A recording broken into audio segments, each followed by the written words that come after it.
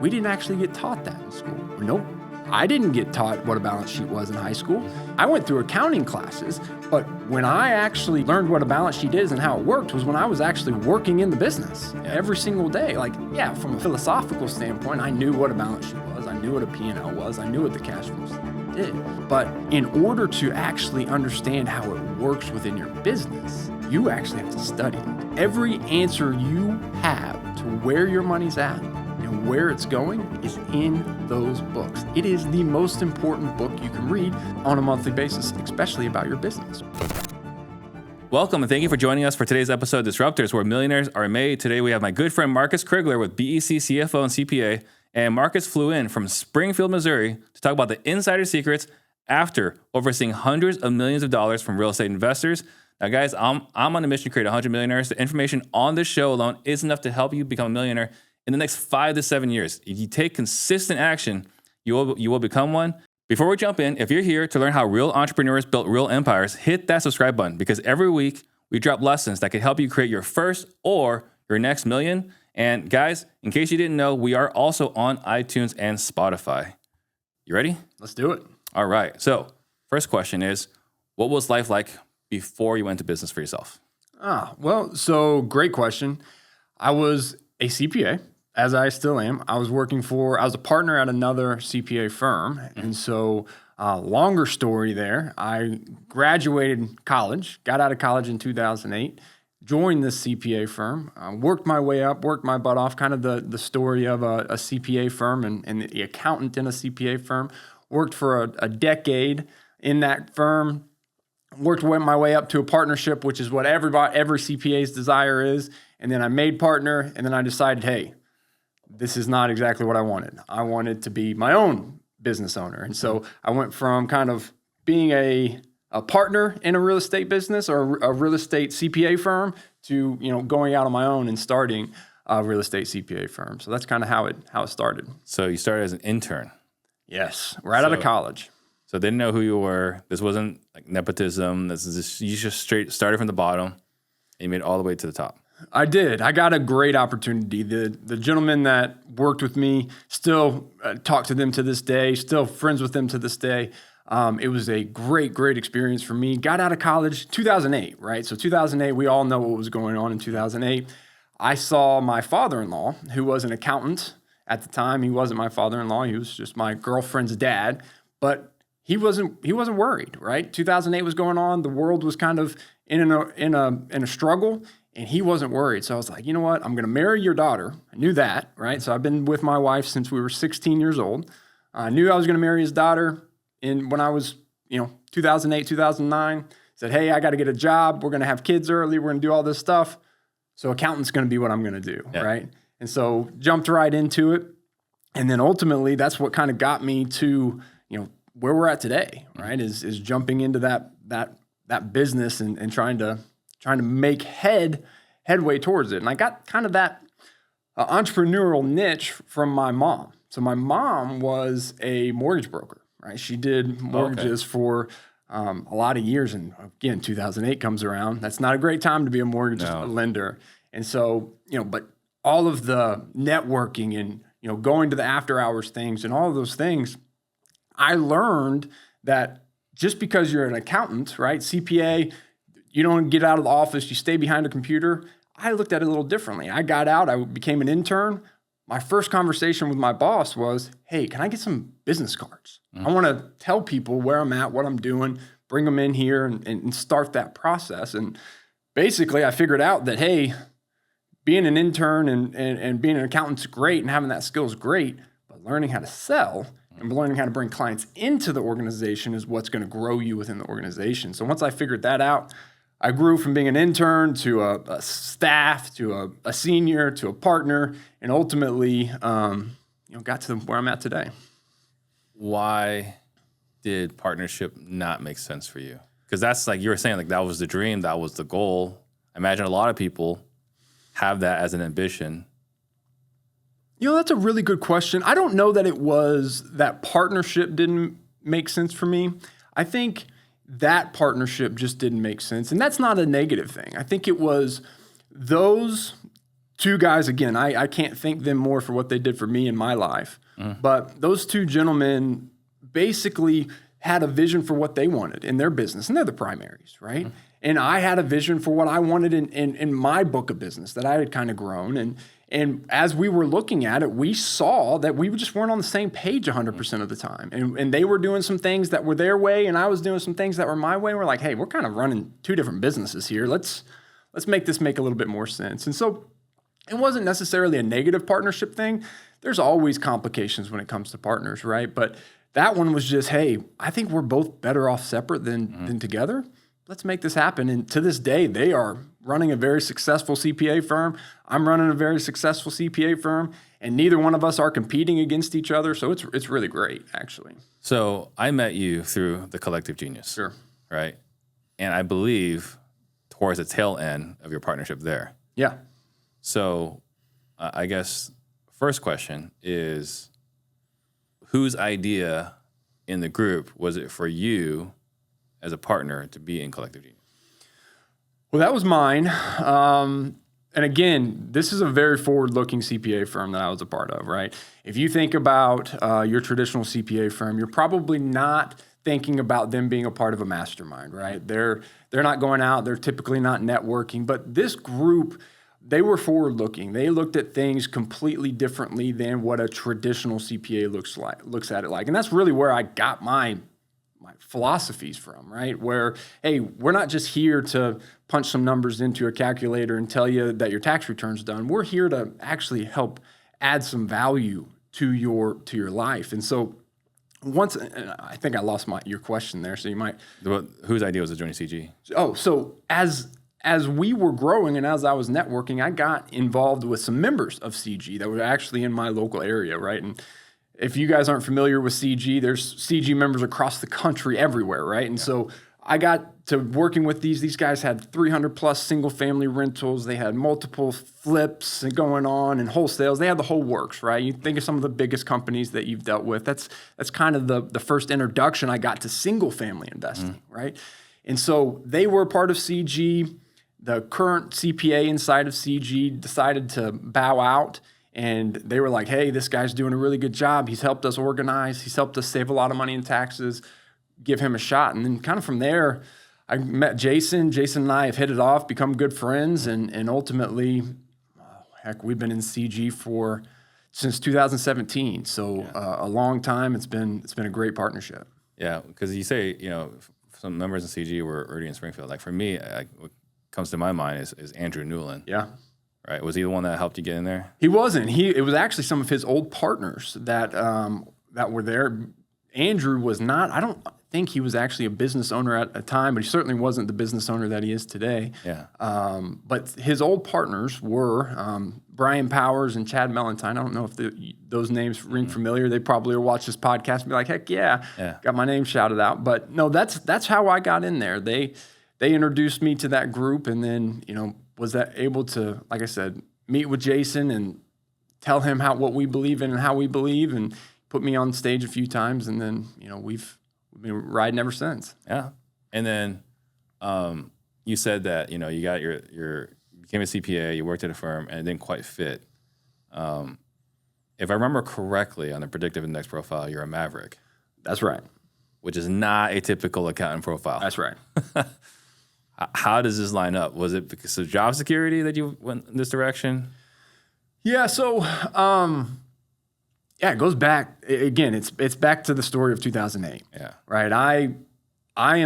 While I am a maverick, I am pretty conservative at heart. I'm pretty laid back. If you see me in a crowd of people, I'm literally going to generally be in the corner. You typically think of a maverick, they're probably the party, right? Yeah. That's not necessarily me unless I'm really close with you. And if I got my small group, then I can kind of come out of my shell a little bit. Yeah. But, where I'm actually more comfortable, I was actually a little surprised when I got the maverick response. Now, I'm a little bit more outgoing than the typical CPA, but I wouldn't necessarily 100% agree with it. But to that being said, what I believe that allows me to kind of be in the position I am is because I do have those tendencies. I do have the ability to communicate. I do have the desire to go out and meet with people and enjoy doing that on a small level setting, right? And so I think that's what has driven me to where I'm at in the success that we have had, because, so much of life is about more than just doing what you're doing, right? Yeah. It's about communicating. And one of the things that I find with being a maverick in this industry is that most CPAs are bad communicators. Yeah. Well, as a maverick, if that's what you want to call me, I'm a pretty decent communicator. I'm good at going out and saying, "Hey, Steve, you don't have any money," or "Hey, Steve, you got a lot of money. We need to do something," right? A lot of accountants won't even say anything about it. They're just kind of go figure it out. It is what it is. Yeah. So, because one of my favorite things about you, right? I know I don't compliment you a lot, but one of my favorite things about you is that you've got no qualms calling BS. Someone says something, you don't agree with it. There's no maybe I shouldn't say anything. You're not tight-lipped. That's true. I have been accused of that before.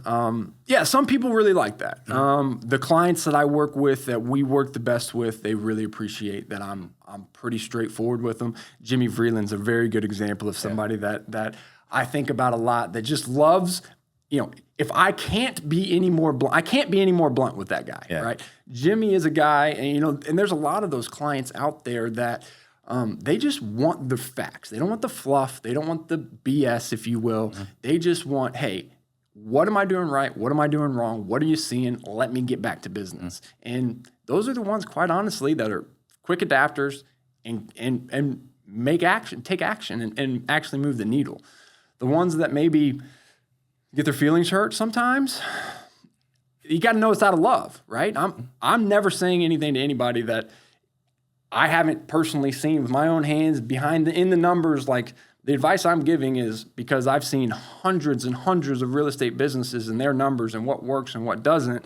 And so when I'm saying, hey, what you're saying is wrong, it's not because I'm just my opinion. It's like, I got like a dozen people that did exactly what you did and failed. So I'm trying to tell you not to do that. I may be not always the most tactful with it, but it's just because I love you, right? It's just because I love you. Well, you got empirical evidence, you got anecdotal evidence, right? You're not making things up. You're not conjecture, hypothetical. Right. Hey, I saw this in a study. It's like, hey, the last 12 people that did what you're saying you're about to do, here's how it worked out for them. Right. Yeah. And I think that's probably why then you do really well with real estate investors, right? Because we look in that room, we got a room full of mavericks and venturers in there, right? Sure. That's what you got. And I bring this up because you realized at some point that accounting alone wasn't enough for you. Like, you got to do something else on top of that. You got to be a business owner. Yep. And that was me in engineering. Like, the things I've said was like, I went to school, got my bachelor's degree, got my master's degree. I worked at Intel for 3.5 years. And what was pretty obvious to me the whole time was that I am not like everyone else here. Yeah. Right. So running a sales organization, I am relatively an introvert. Sure. In a sales organization, introverted. But man, in engineering, I was like sticking out like a green thumb as an extrovert. Like, I was way more extroverted than all of them. So I imagine you kind of had a similar experience. Yeah, it's the exact same experience, right? And part of working in an environment where you stick out is you also rub people the wrong way. So it was very common when I was, an employee. It's a little bit different to rub people the wrong way as the boss, right? Yeah. Like, if you rub people the wrong way, you're like, I don't think that, but it's not, you don't get the feedback as much, right? When you're, one of the team members and you rub somebody the wrong Marcus, way. We need to have a conversation. You get the conversation from the boss. Hey, you rubbed them the wrong way. You need to watch what you say. I'm like, I'm sorry. Yes. So yeah, it is. You do stick out like a sore thumb, but like, most businesses need those people, right? Yeah. They need those people in there. They're going to make them stick out like a sore thumb, because that's what drives the businesses in a lot of ways. Like, I was listening to your podcast earlier with Jason Lewis, right? I love Jason. And he was talking about the COO, CEO, right? Well, that COO and that CEO, they're both, if it's working well, they're both sticking out like sore thumbs. Differently. Yeah. But they're both sticking out like sore thumbs. And that's that's what the magic is. And I think that's why I was never going to be destined to be an employee, is because my sore thumb was I was going to be a CEO. I was going to be a business owner, and my craft is accounting. But what I think I'm the best at is being a business owner. Yeah. And then before we get into the financing accounting part, let's just talk just one last thing here. Partnerships are really hard to sustain and to maintain, right? Yeah. Generally speaking. And so there are people that are listening that might be in partnerships where it's time to say, hey, this isn't working. And like, and it's not like you're a bad person, I'm a bad person. Like the visions are no longer aligned, right? What you're trying to get out of this business is very different than what I'm trying to get out of this business. Yeah. So how did you broach that conversation? Well, first off, maverick personality, this is why I'll argue that I'm not a maverick. Maverick personality is that you make quick decisions, right? This is not a decision I made quickly. This was a decision that it was a lot of time, it was a lot of effort, it was a lot of debating, it was a lot of pros, cons list, all of those types of things.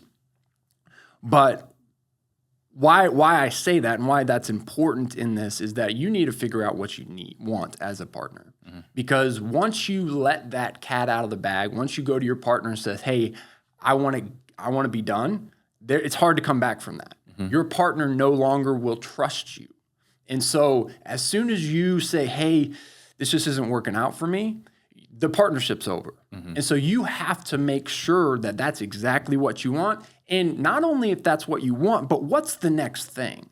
You can't just go and say, hey, this isn't working out, we're done, and not have a next thing, because quite honestly, there's no backing, there's no going backwards.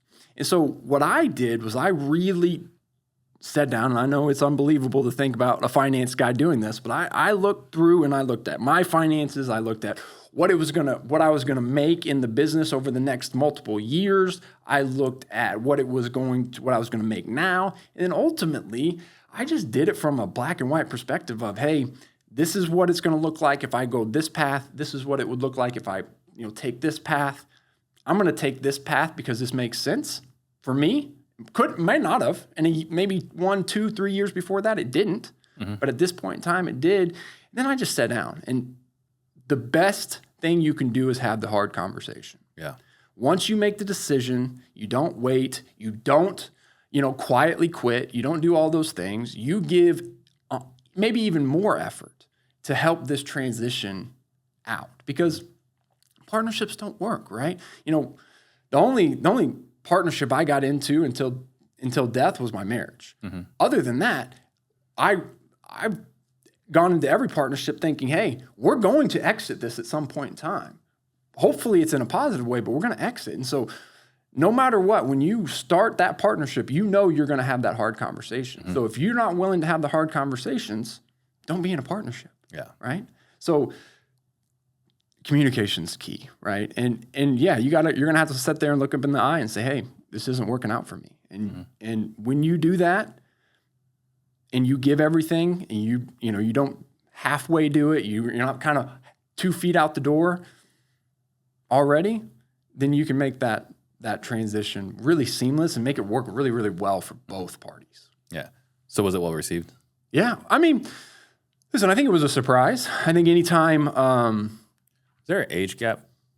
Significant age gap? Not a significant age gap. Okay. No. That was the cool thing about it, was we're a fairly young firm. Our ages were fairly similar within a decade. Yeah. And so it just worked out the way it needed to. And I think there was surprise, but I think there was relief as well, right? I think anytime you feel that strain of, hey, you got one going this way, one going this way, at some point in time, the conversation's just got to happen. And once the conversation happened and the initial shock is over, then, everybody's got the 30,000-foot view again and saying, okay, yeah, this makes sense. This is how it can work. This is how it can make sense for everybody. Let's all win here. Yeah. Gotcha. All right. So right now you've looked at hundreds of books. Is that accurate? Oh yeah. Not thousands at this point in time. Okay.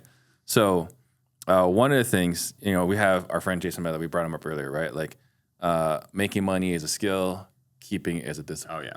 Right? It's a completely different skill set. The expression, what got you here won't get you there. So going through finances, I guess the first thing, because people don't like talking about finances, is why should they care about finances? Oh, well, you hit the nail on the head. People don't like to talk about it. It's the easiest thing to kind of bury your head in the sand because there are so many different ways of judging your finances, right? You can judge your finances by looking at your bank account. You can judge your finances by looking at your personal financial statement. You can judge your finances by looking at your balance sheet, P&L, cash flow statement, name it, right? So part of the reason why people don't understand their finances and they want to hide from their finances is because they don't actually know which one to look at and why, right?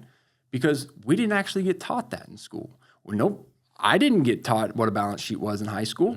I went through accounting classes, but when I actually learned what a balance sheet is and how it worked was when I was actually working in the business every single day. Like, yeah, from a philosophical standpoint, I knew what a balance sheet was. I knew what a P&L was. I knew what the cash flow statement did.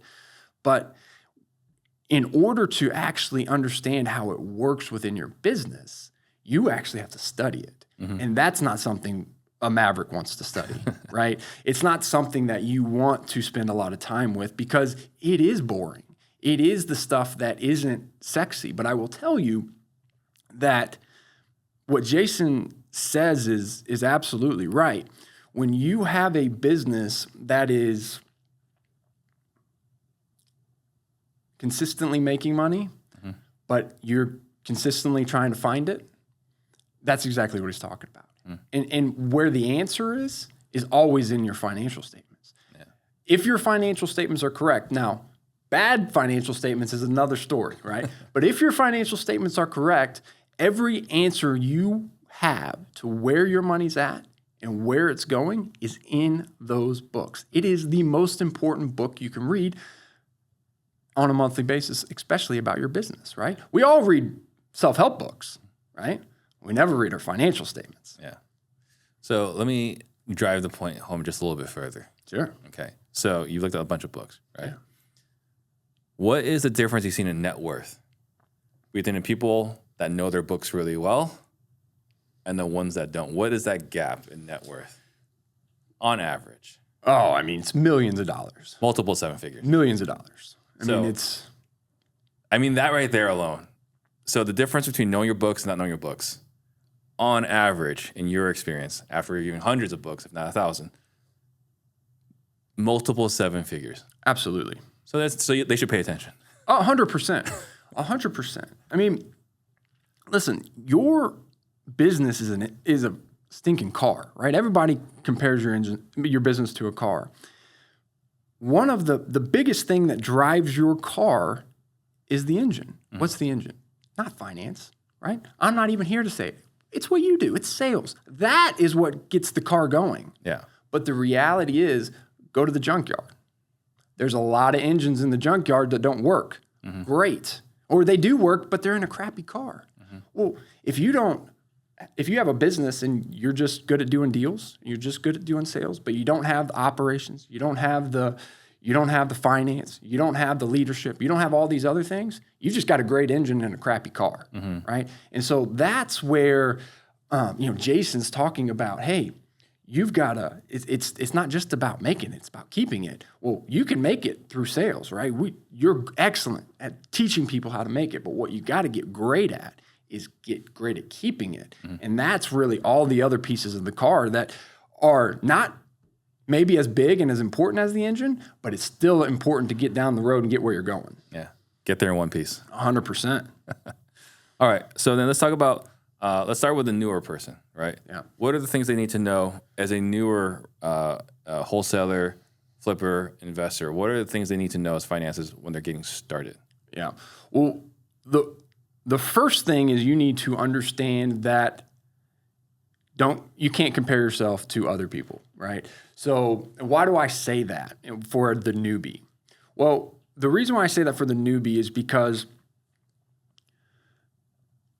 when you compare yourself to somebody that's been doing this for 5 years and their results and their actions are based on 5 years worth of experience, maybe 5 years worth of cash management, maybe 5 years worth of debt reduction. Maybe they have a net worth much larger than yours, right? And so they can take a certain level of risk that you shouldn't be taking as a newbie, right?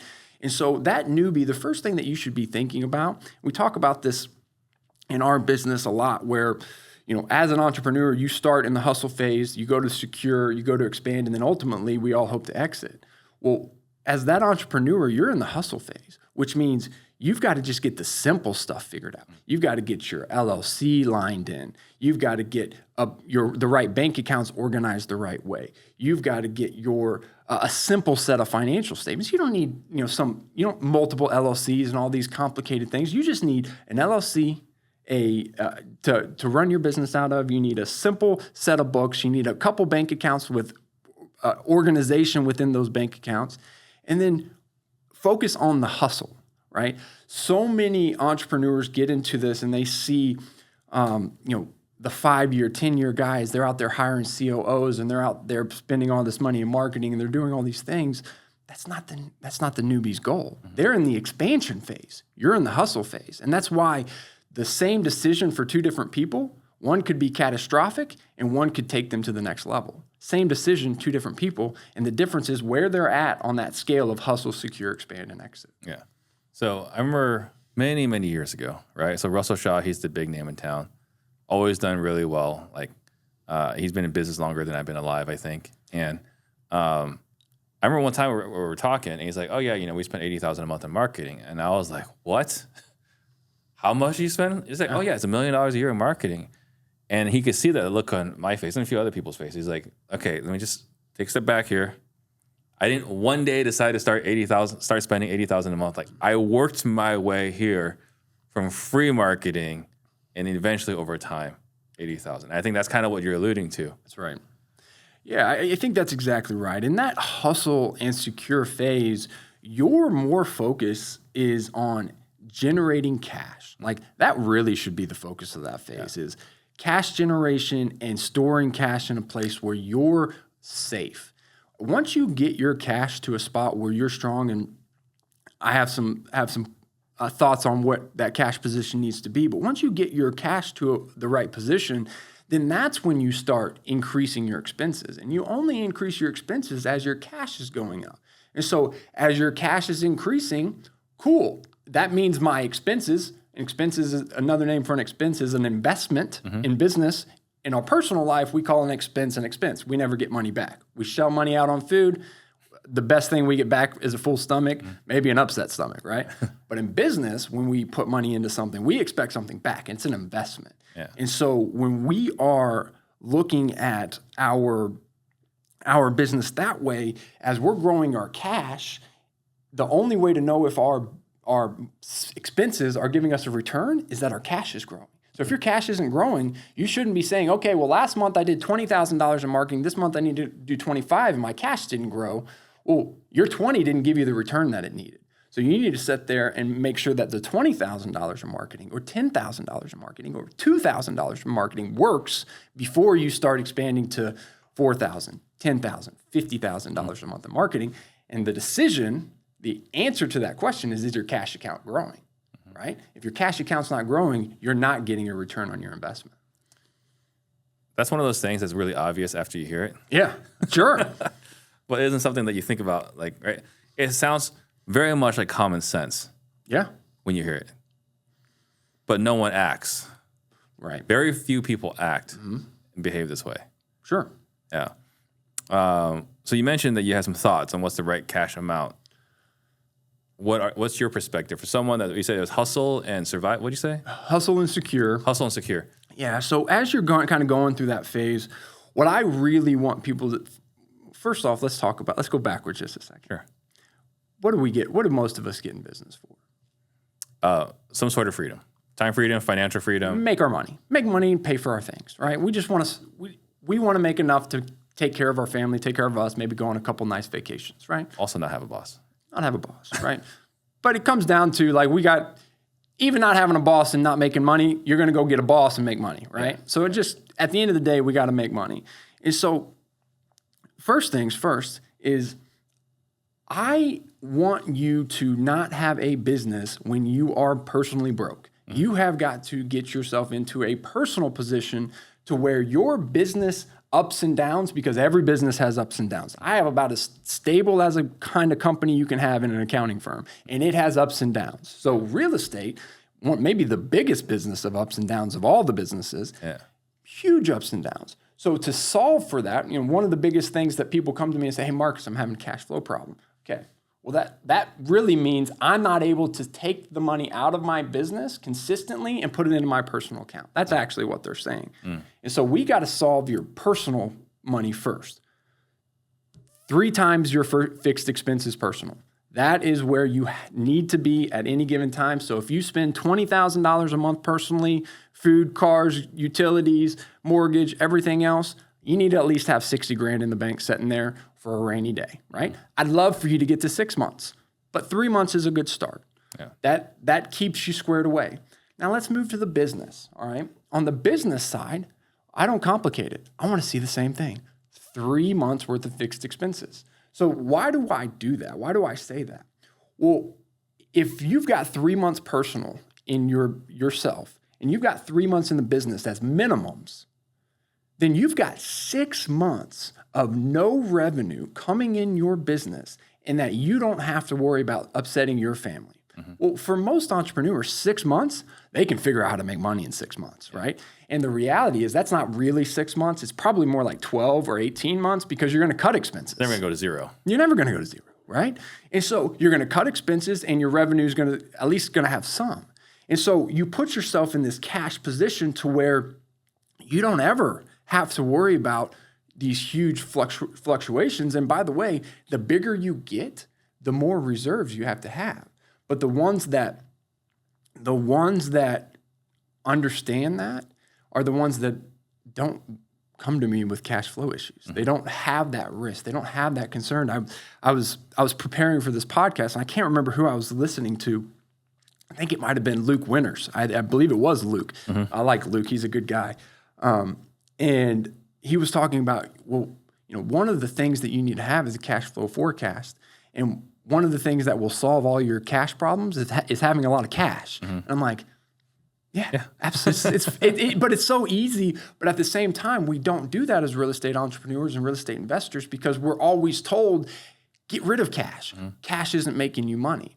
And if you just look at, okay, I have $100,000 in the bank and I made 1% interest on that, yes, it didn't make you money. But what you don't see is the opportunity cost of your mind and what your mind is limiting you on because you feel broke. And because now you don't have the ability to go and make the decisions that you could have made if you had the financial cash flow or the financial cash to actually execute on that decision, right? Well, I think you're kind of talking about a little bit of cognitive burden, cognitive load of being stressed, and then also like the common piece to make a sound, rational decision. Right. I was reading something earlier, and who knows if it's accurate because it's on social media, right? Yeah. But allegedly, it's right for sure. Supposedly, Berkshire Hathaway is sitting on like $300 billion or something like that. Yeah. Right. Something astronomical. And they're like, why aren't you putting it out? Why aren't you spending it? It's like, because I'm waiting for the right opportunity. And the worst place to be is for an opportunity to come along and not be able to take advantage of it. Yeah. It's funny that you say that because I've probably done a dozen presentations at this point in time over the last 3 years. Berkshire Hathaway has been storing cash for a long time, not just recently, a long time, because I've been presenting on them storing cash for a long time as an example of, hey, you guys need to be thinking, like, this is what the big boys are out there doing. Now, I understand that it's a bad idea to compare those big businesses to your small businesses, but they also leave clues as to what's going on in the market.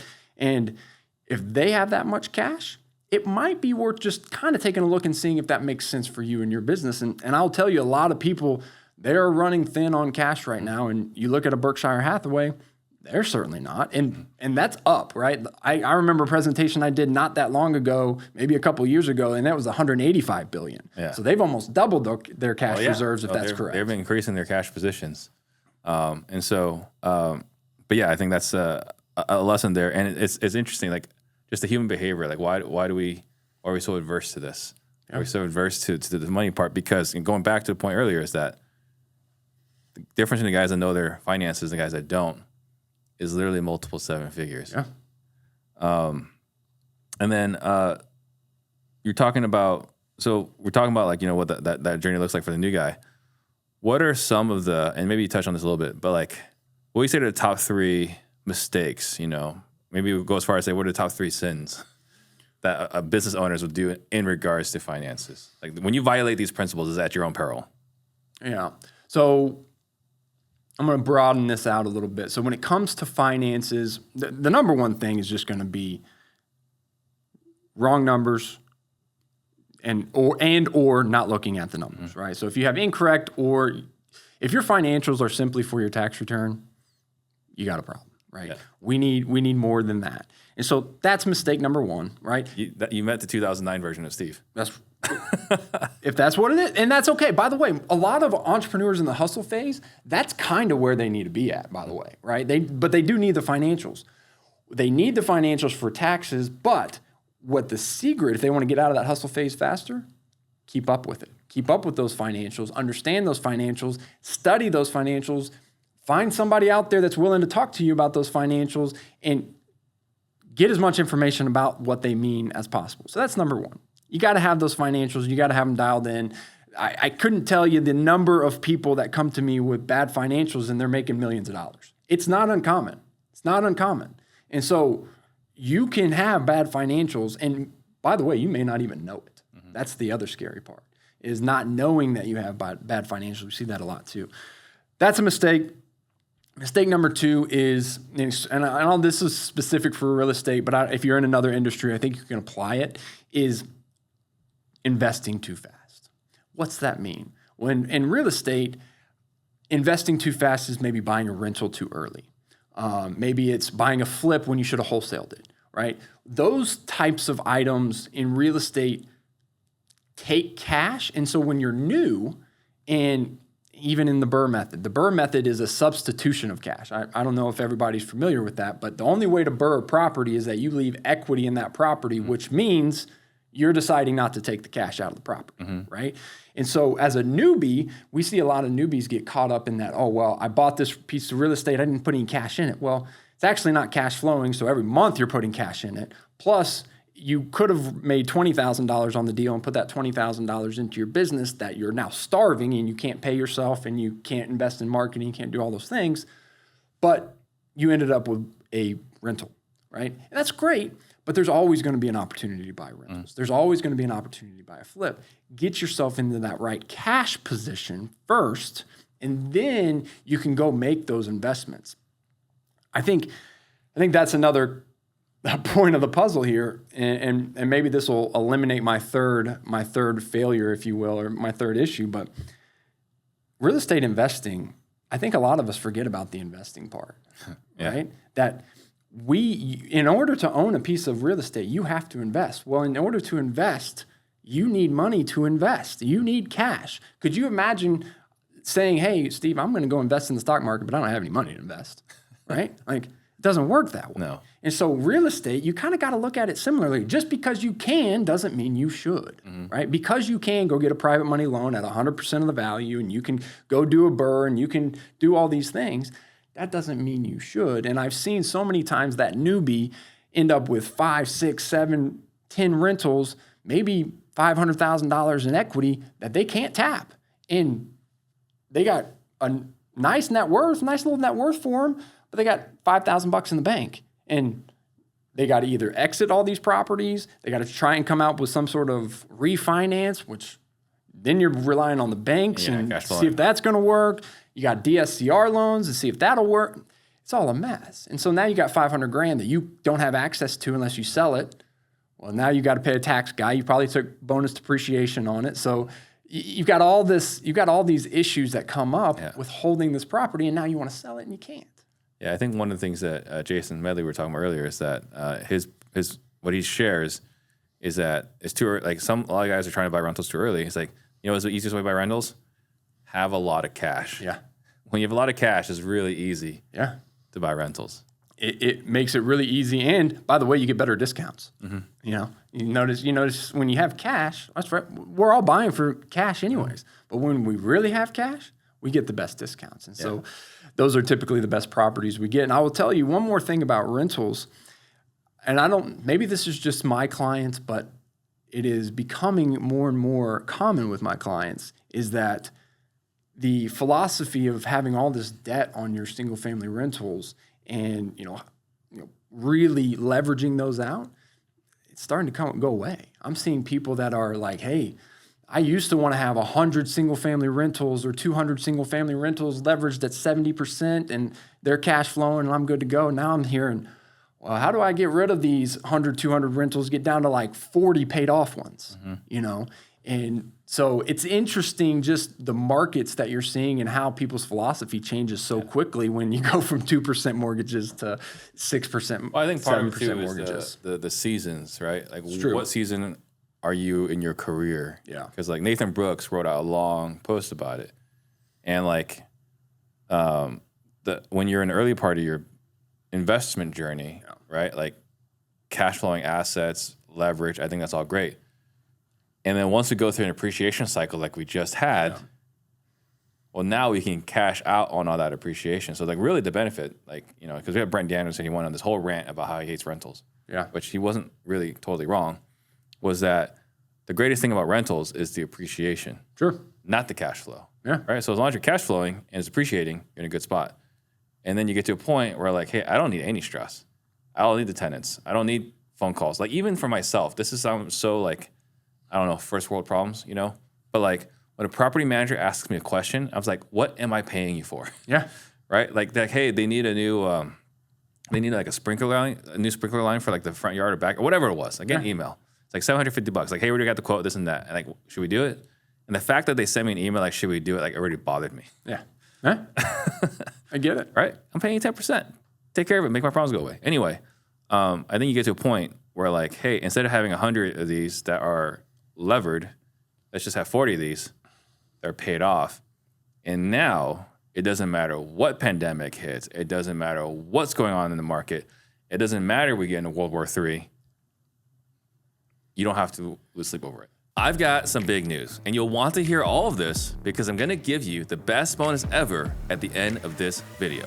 You all know that I've been providing sales training for 6 years now, and I've had the opportunity to train hundreds of the best teams in the country and thousands of individuals as well.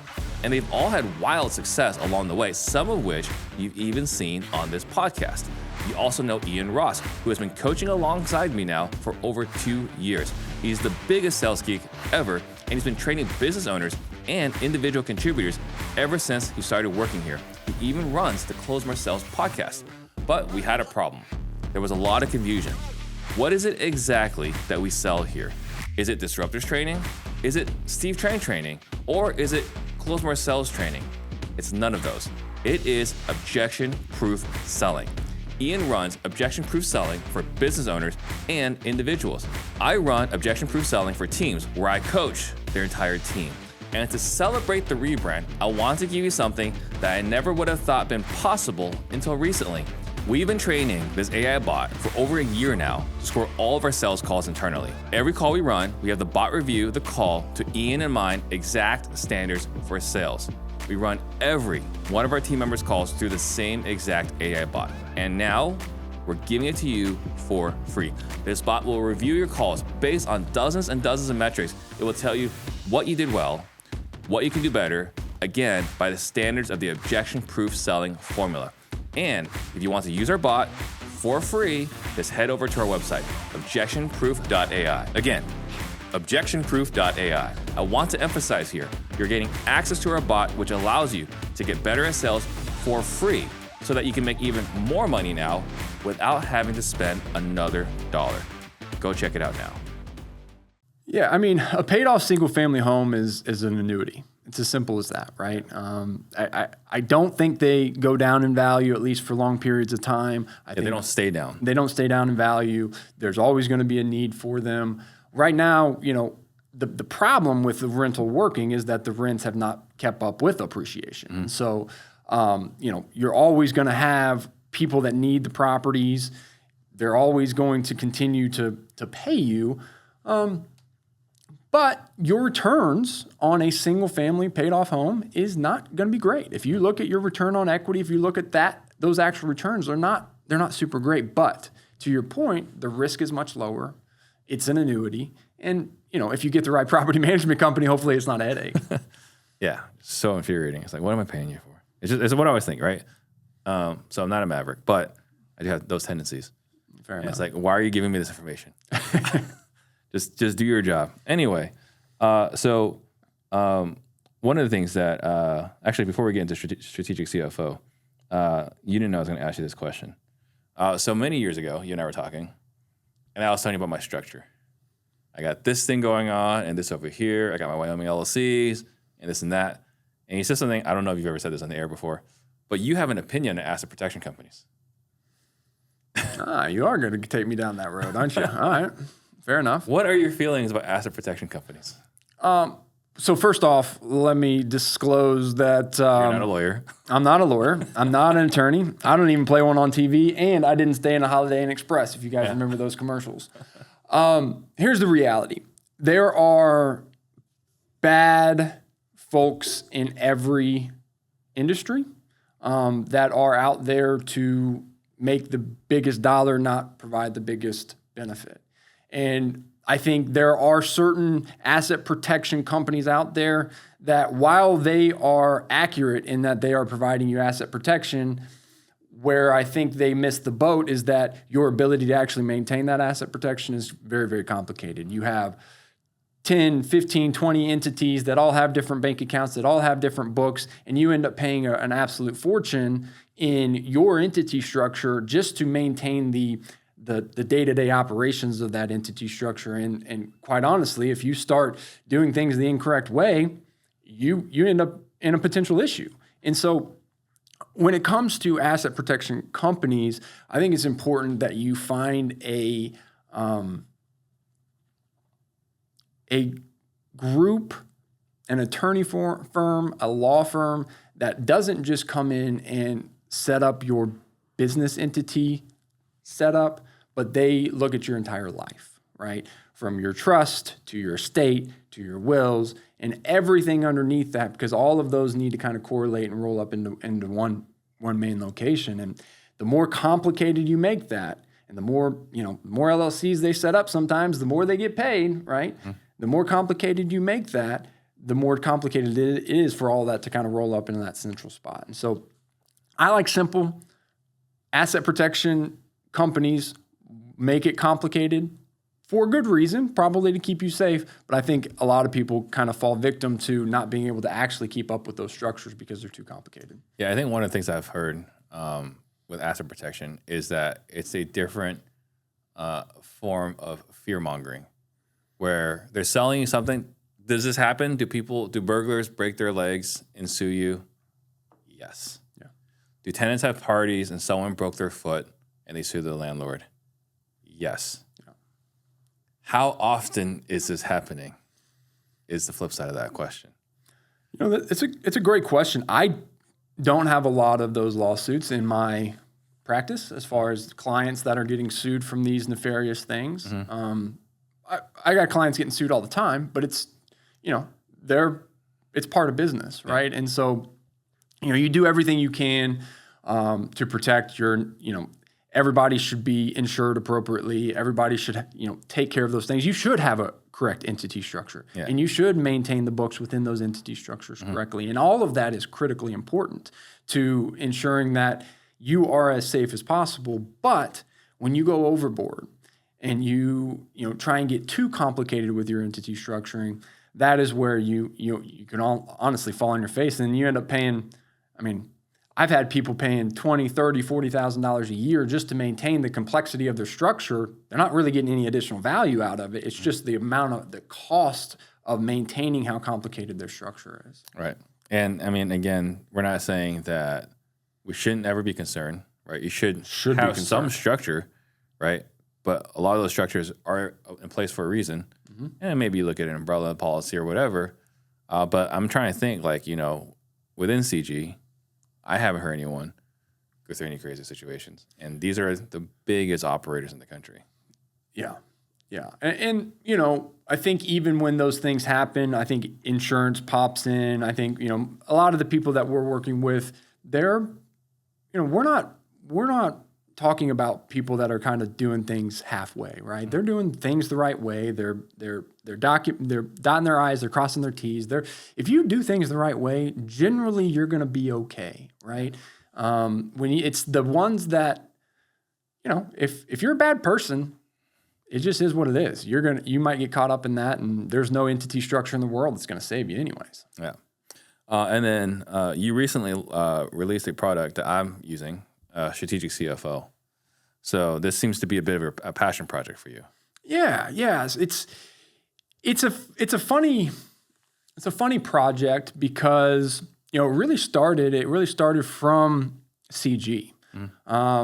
CG started, I don't know, 3 or 4 years ago, they started CG Select. And as part of CG Select, I was fortunate enough to be asked to be the finance trainer for CG Select. And that meant that I jumped on a call with all of the CG Select members and I taught them finance, everything from, and I'm still doing it to this day. I jump on once a month and get the opportunity to teach. I teach on balance sheets, P&Ls, financial statements, tax strategies, tax structure, anything in kind of what I do in my day-to-day world, I taught on it through CG Select. And what I found was a big passion for teaching these principles because the reality is that we don't get to work with every single person. As much as I would love to, there are people that just aren't the right fit for us. We don't like them. They don't like us, right? That happens in every business. We're too expensive for some people. We're not expensive enough for other people, right? There's always reasons why we aren't a good fit. But what I do know is that the information that we have, because of the background, because of the decade of working with real estate entrepreneurs, because of the hundreds and thousands of flips that we've helped manage and manage the finances for, because of the wholesales, because of the multifamily, because of all of these things that we've seen, what I wanted to do was create a program that would ultimately take those teaching and make it available to people outside of the collective genius. And so we built a whole module around it's 7 different modules around everything from tax planning to financial strategies to cash management, cash position, all of these great kind of focuses. But then we come together every week and then we talk about some of those strategies. And I'll be honest with you, Steve, I don't know what the longevity of strategic CFO is because I think we were talking about this a little bit before. The reality is learning is not enough, right? I think finance is a tough thing to want to learn more about. We talked about it, right? It's a 7-figure decision to understand finances or not understand finances. I can factually tell you that's the case. If you're listening today, it's the case. You can argue with yourself in your mind, but it's the case.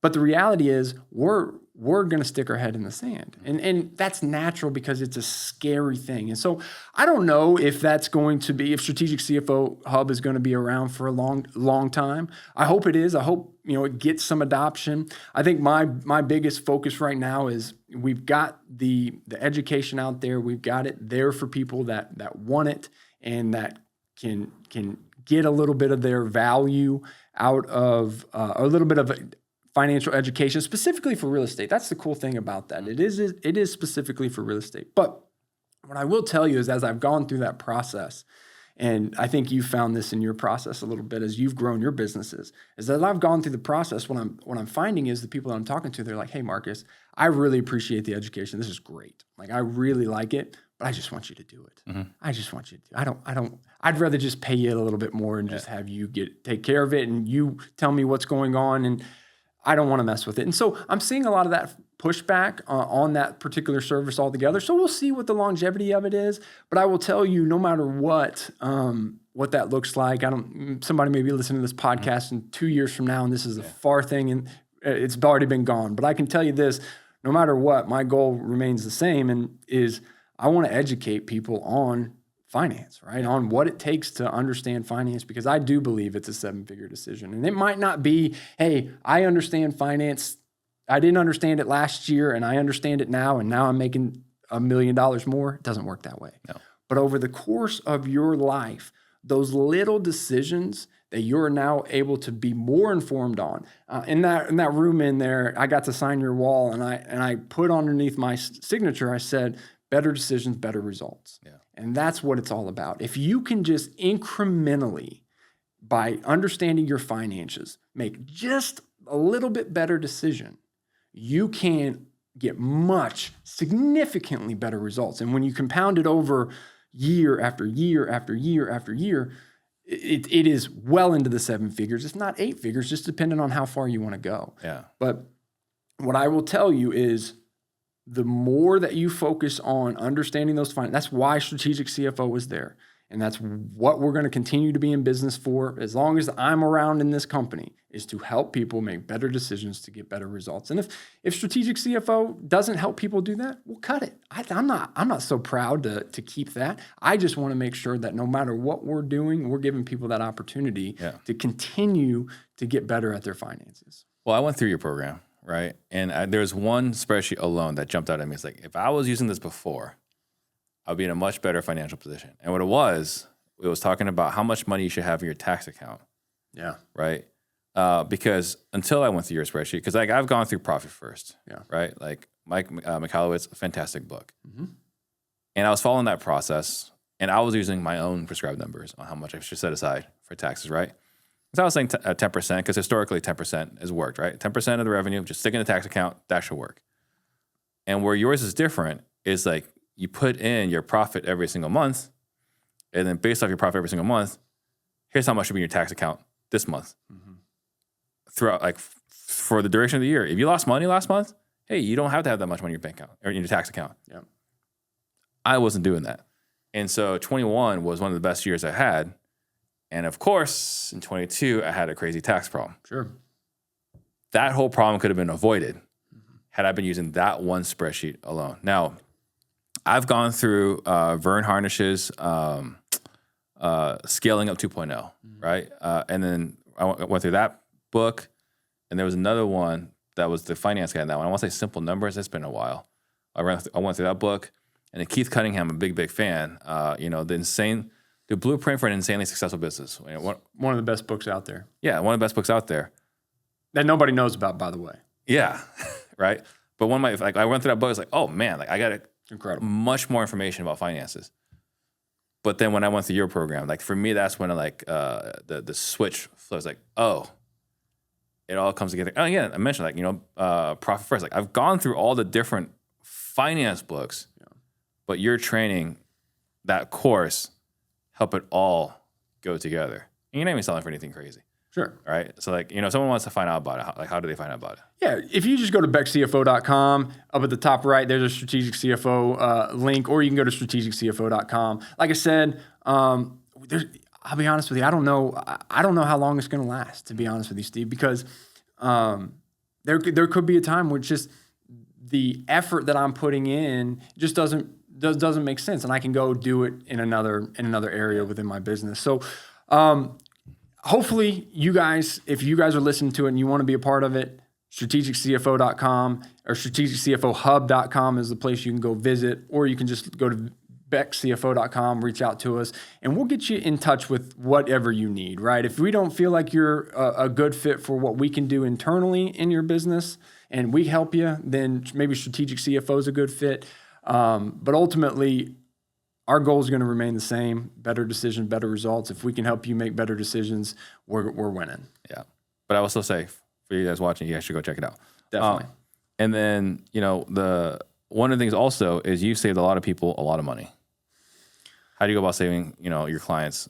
I think I'm reading here, average $50K. Yeah. So that's probably actually low, because you got to be careful when you're actually putting out numbers, especially in finance. But I had my tax director, Caden Hackney, which for those of you guys that work with me and have met Caden, you guys know who I'm talking about here. He's a brilliant guy when it comes to tax strategy. I had him run the numbers last year of the people that went through our tax strategy program. And ultimately I'm not going to give you a number, but it was above $50,000 on the average of what our clients saved through our tax strategy program, which was absolutely phenomenal. But how did we do it? What is it that we do? And I could come on here and we could talk about these, various strategies, if you will. We're going to go into that later. And if you want to, we can talk a little bit about it. But what I want to make you aware of is that there's really three pieces of the process. And I don't care who you're getting tax planning from, the process really is the same. And so step one of the process is entity structure. And so, we talked a little bit earlier about the legal impacts of entity structure. Well, there's a whole other side of entity structure, which is the tax impacts of entity structure. And I can tell you that if you don't have the entity structure right, that could be $100,000, $200,000. I had somebody lose $300,000 in taxes just because their structure was incorrect. Were they a partnership? They were. It's going to get really complicated if you really want to get boring into how it worked, but ultimately they were the wrong entity structure for the wrong type of business, and it cost them a fortune. Okay. And so for those of you, I'll go into it very quickly. Ultimately, they owned rentals in an S corp, and that creates a ton of problems if you're a real estate investor and you want to do things like a cash out refinance, or you want to move that particular property to another LLC, or so taxable events. Yeah, you create taxable events. And so anytime you have the incorrect entity structure, you could create unknown taxable events. You could pay extra taxes on income that you shouldn't have had to pay on.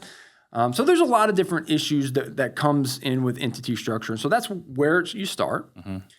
Then the next thing is what we call, and everybody calls them a little different, but we call them entrepreneur tax strategies. These are the tax strategies that you don't have to be a real estate investor. You don't have to be, you don't have to be in a specific industry, but you just have to be an entrepreneur. You have to say, hey, I'm a business owner and I'm making revenue, so I have the right to take some of these, to have some of these opportunities, right? We all talk about, business owners get all the best benefits. You're right, but only if you take them.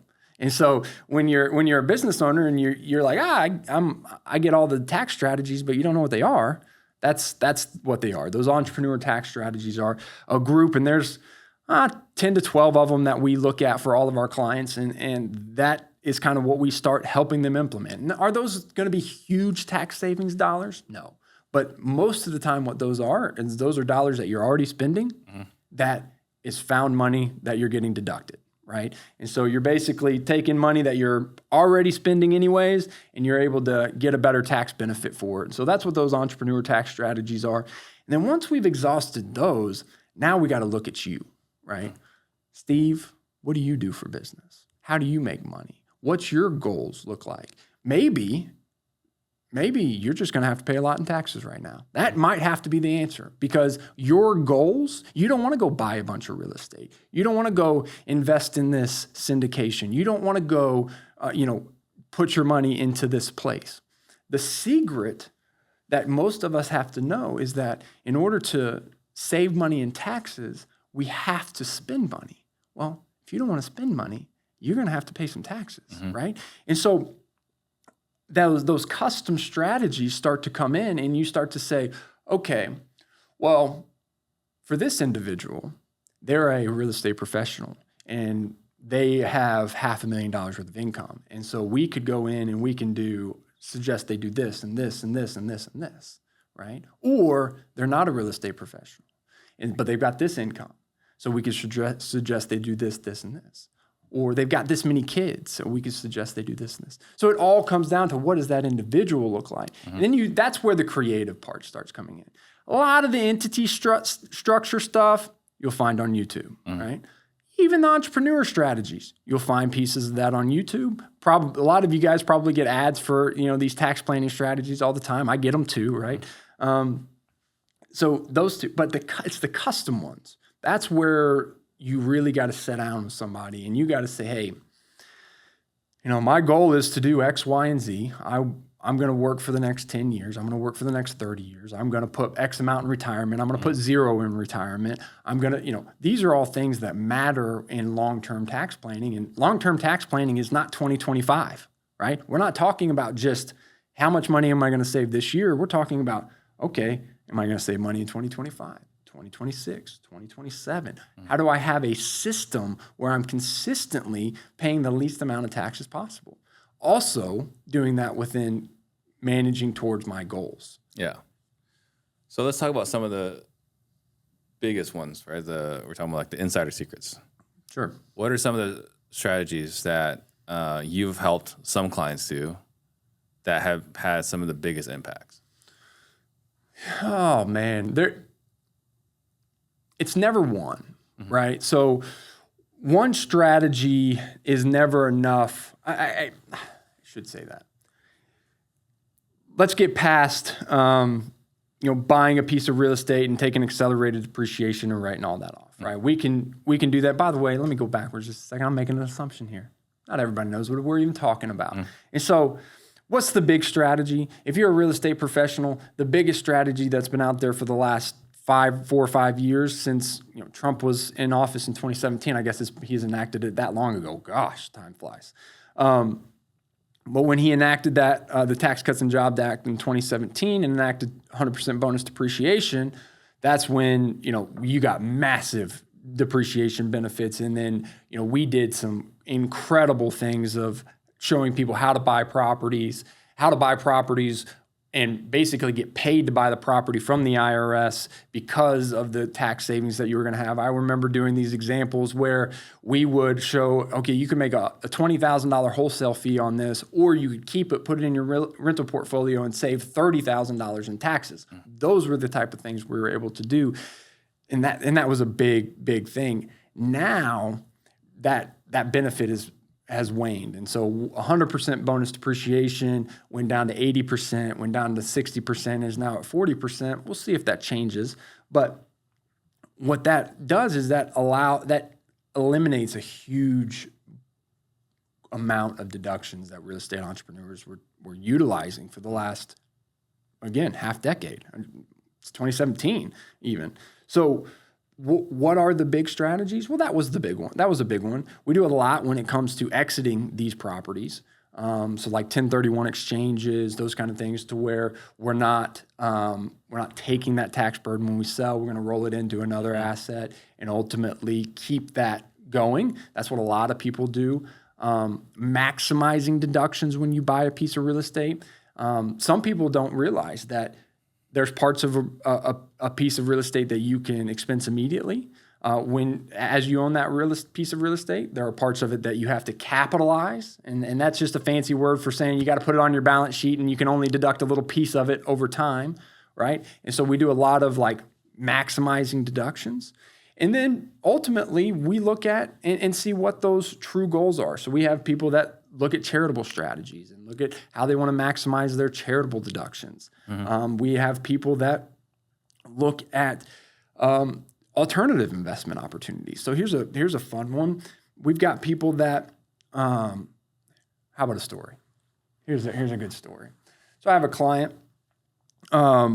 They had a large tax bill. Let's call it, I think it was like $495,000 is what they were gonna achieve from that year, right? That's an achievement, by the way. When you owe $495,000 in taxes, that is an achievement, right? Fantastic. It's not a bad day, but it's still a problem. It's a good problem, but it's still a problem. And so what this particular investor did was they said, hey, I've got a problem. I've got cash. You don't make $495,000 and not have cash. And he was smart, right? He didn't just go blow it on a bunch of bad things. And he went and bought a car wash. Oh, well, why a car wash? Well, because through the planning, we realized that buying real estate was not going to be the best fit for you. You had too much money that you made, and you didn't have enough real estate that you could buy. And the car wash actually made a lot more sense for this person in particular. So they went out, they sourced a car wash, found a great car wash in a great location. I think they bought it for around $1.7 million. Now, $1.7 million created $1.3 million worth of taxable deduction for them, saved them, I think I got my numbers wrong. Their tax liability was $300,000. They saved them $495,000 in taxes, so they actually got paid $195,000 and ended up with an asset on top of that. And that car wash ultimately cash flows every single month, well in excess of what a single family rental would have done, or a group of single family rentals would have done at $1.7 million of asset value. Yeah. And so that's a fun one. Here's the kicker. the bank liked that asset so much. The down payment that he put in basically, I don't know, 20%. The down payment he put in, they gave it to him in a construction draw that he could draw on to ultimately improve the car wash. And so, he got out of his $300,000+ tax bill, ended up with an asset that he still owns today, and he cash flows every single day. By the way, he doesn't have a job anymore, right? That W-2 income that generated that huge tax bill, he was able to leave it because of all his real estate investments. And part of that is not having to pay a $500,000 tax bill or close to a $500,000 tax bill. Well, and the reason why it's so important, for everyone else, like, who cares? Some people don't care, right? Like, talking about receiving tax. We actually have people that listen that are, like, lean to the left politically. And so, like, why should we avoid paying taxes, right? Well, for those of you guys, it's because that money that's not taken out of your pocket, you can grow. Yeah. Once it's sucked out of your pocket, that money cannot grow on its own. So, like, tax deferral, and again, this sounds obvious for a lot of our listeners, but there are some people that, again, are not opposed to paying taxes, is that you can take that money and watch it grow and then pay the taxes later. Yeah. Right? It's an interest-free loan from the government that you can grow. And when you defer it, later on, the government will always get their money. They'll get their money later. Yep. Just let's keep it and grow it a little bit before we give it all back. Sure. And there are plenty of strategies where we don't have to give the government the money later, right? There's opportunities to do that. It's interesting that you say that, and it doesn't really matter politically where you lean, but I'll tell you, it's the wealthiest person I know, the wealthiest person I've done business with. I approached them for years about doing tax planning, years. They overpaid in taxes by millions of dollars. They have in excess of $100 million in cash in their bank, not $100 million. Yes, no, in excess of $100 million in cash in their bank. They have never done tax planning. They don't care. They just write the checks and go on. Why? It's not because they want to pay the government. They don't want to pay them more, but they don't want the distraction of having to go through and change their business model in order to save money in taxes. They'd rather just pay the tax bill. And so because of that, that's the decision that they've made. If you're in that boat, that's okay too. Yeah. I don't know that it's for everybody, but this particular individual, and it's hard for me to argue with them, but there's two. Hard to argue with the results. It's hard to argue with the results, but there's two that I know that are in my portfolio that are two of the highest, wealthiest people in my portfolio. Neither one of them do any tax planning. They refuse to do it because they feel like it's a distraction. I don't know if that's the advice I would give everybody, but for those couple people, it worked out for them, and they kept the main thing. And I think, if you're going to take any advice from that, staying focused in your business is also a good piece of advice. That's actually why they were so successful. It wasn't that they didn't do tax planning. It's because tax planning was just one of the things they said no to. They said no to so many things, right? So I'm going to hit you with a few different things. So at one point I was talking to you about a problem I had, and you said, well, maybe now is a good time to look at a mobile home park. And maybe this is when we were talking about earlier about bonus depreciations. So we haven't talked about that. Yeah. Mobile home parks, still good? Well, I like mobile home parks. I love mobile home parks. But it has been a while since I have investigated a mobile home park. So I got an opportunity, again, this has probably been 5 or 6 years ago, to be a fractional CFO. And so fractional CFO is ultimately, if you need a CFO in your business, but you're not ready to hire a $350,000 CFO maybe, and you want somebody just to come in and help you with your numbers, they come in and help you with your numbers. Different than a bookkeeper, right? A bookkeeper tells you what your numbers are. A fractional CFO takes your numbers and tells you where you're going. And so I got an opportunity to work with one of the biggest mobile home park syndicators in the world and saw how they did what they did and saw the numbers behind them and saw how they worked. And on top of that, I saw the depreciation results of those asset classes. And they may not like me talking about this because it's going to give them some competition.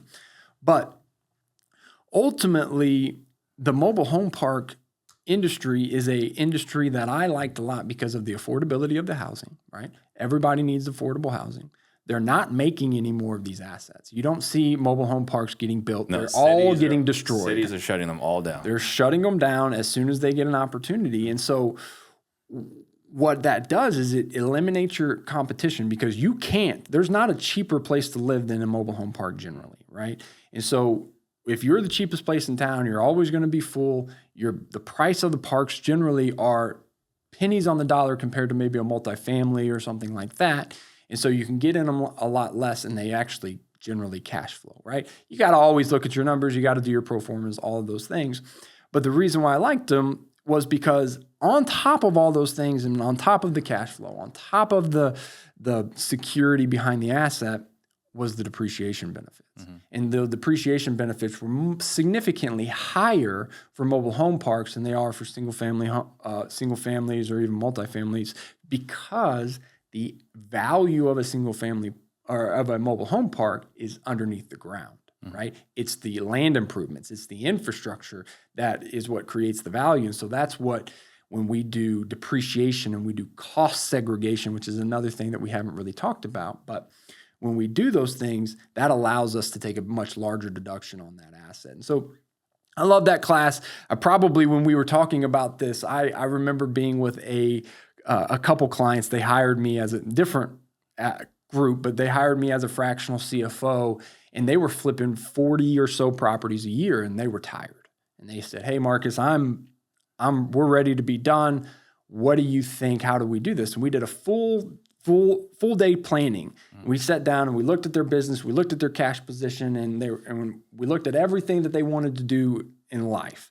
And we said, "Okay, you guys, we've got all these assets on the books. You can exit these assets. That's going to generate this amount of cash. You can then go turn this amount of cash into one of these two areas," right? And we basically picked out, we were looking at multifamily, we were looking at self-storage, and we were looking at mobile home parks. And because I was a part of this mobile home park fund, which it wasn't a conflict of interest, they weren't competing by any means, I was telling them about, hey, you should really consider these mobile home parks because it's higher cash flow, really gave them all the points that I just gave you, right? And they bought in. Well, they sold all their flips that generated them 7 figures worth of profits. They bought mobile home parks. They eliminated the taxes from those profits, which means they kept more of their dollars, just like you were talking about, so that they could invest in more mobile home parks. They ended up buying 3 mobile home parks. I want to say they bought them all in for around $5 million. 3 years later, they sold them for $12 million, and they're done. Right. And so today they're private money lenders and they don't have a full-time job and they don't do any fix and flips and they don't do any of that. They just simply have won the game of Monopoly in their opinion. Right. Yeah. And so that's why I like those assets. But it worked out for them because their goal, they had a tax problem. They wanted to go into a certain asset. And then, they had some luck and the market from the 2019 to 2022 was very nice. Yeah, very kind to them. But also they worked their butt off. They held those properties. They built a little portfolio to where they could sell it to somebody that was bigger. They had a strategy behind it. And they took a successful flipping business and then basically turned that into retirement within 3 years. Yeah. It's pretty cool. And then you mentioned something about a foundation or a charitable deal. And so I've had people pitch this to me and I don't understand it. How is this a tax benefit to start a charity or foundation or whatever? Yeah, I think it just all depends on the scenario of what you are trying to do. It is never a tax benefit if you're not charitable. Mm-hmm. Simple as that. And so if you are a charitable person, there are a number of different charitable giving opportunities that you can provide value to a charity in a bunch of different ways, right? And we can get into the complicated things, but I think it makes sense to stay high level here. But, there are different ways of contributing to charity where you get larger deductions today, but the charity doesn't have access or doesn't have all the capital today, right? Mm-hmm. They may get drips of the income off of it. There are situations where there's also situations where you can donate assets to the charity, but you get drips of income off of it until you die. There's a lot of different structures. So it just depends on what you're trying to do. But I can tell you the most important part of a charitable structure in any of these foundations, in any of these situations, is if you're not charitable, it doesn't matter because you cannot, let me repeat this, you cannot take a charitable deduction and not be charitable, right? And so you just have to plan if that's one of your goals and you want to take massive tax deductions through charitable giving, there's ways of doing that to get the best deduction, but understand you are giving to charity and you are going to... be clear, you're not eliminating taxes, reducing taxes. You are reducing by giving to charity. Exactly.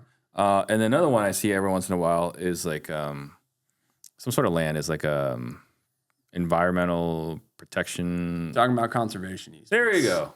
Conservation easements. That's been something that kind of buzzes back and forth. Yeah. So you're starting to talk about items that hit on the dirty dozen list. This will be fun for your listeners to do some exploring. So the IRS, one of the most creative things the IRS has ever come up with is the dirty dozen list. Can you believe that?